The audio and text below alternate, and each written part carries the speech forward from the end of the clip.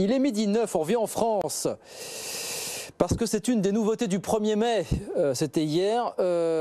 Si vous aviez prévu des travaux d'isolation dans votre logement, figurez-vous que depuis hier, certaines aides ont été rabotées. On va en parler quelques instants avec Gauthier Villard qui est avec nous par vidéo interposée. Bonjour Gauthier, merci d'être avec nous.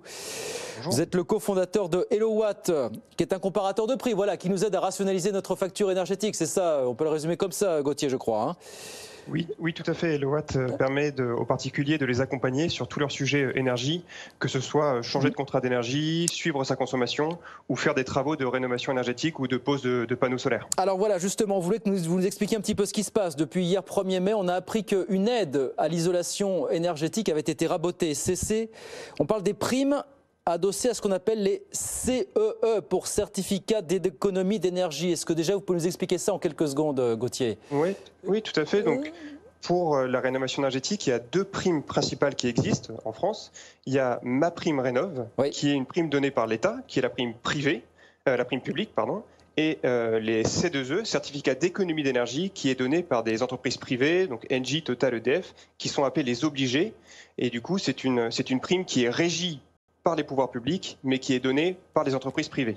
Et c'est de celle-là dont on veut parler depuis hier, puisque les pouvoirs publics ont donné de nouvelles règles qui, à partir du 1er mai, font baisser de façon substantielle les aides à la rénovation énergétique et particulièrement les aides liées à l'isolation. Mais le fait qu'elles soient rabotées, ces aides, c'est une volonté politique ou c'est avant tout mathématique en fait? Qu'est-ce qui explique que ces aides aient été rabotées hier, Gauthier?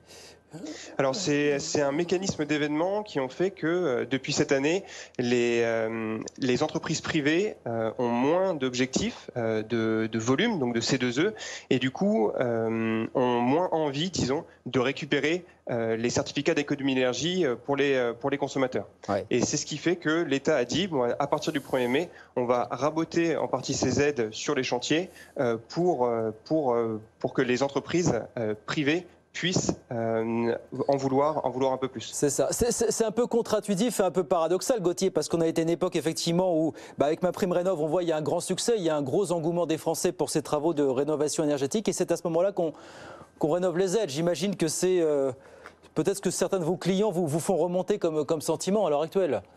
Tout à fait, on a vraiment cette préoccupation des particuliers tous les jours qui nous téléphonent pour un besoin d'accompagnement, notamment sur les aides. Et c'est ça qui est contradictoire, c'est que MaPrimeRénov' a été un petit peu augmenté pour les postes de chauffage typiquement, donc pour les pompes à chaleur et les chaudières biomasse. Donc ça, c'est une très bonne chose. En revanche, les postes d'isolation ont été oubliés et sont même rabotés pour les certificats d'économie d'énergie. Alors que l'isolation est la première chose à laquelle il faut penser lorsqu'il faut faire des travaux de rénovation énergétique.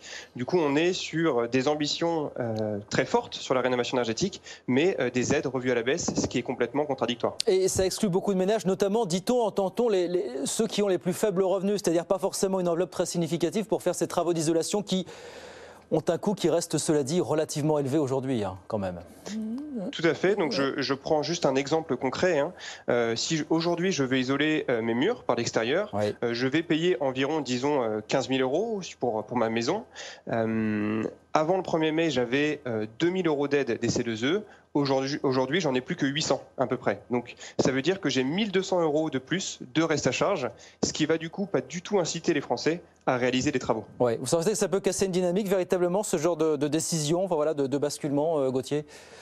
Oui, tout à fait. Alors, il y a énormément de mécanismes et énormément de changements qui sont faits sur les C2E depuis un an. On a vu une trentaine de changements depuis l'année dernière.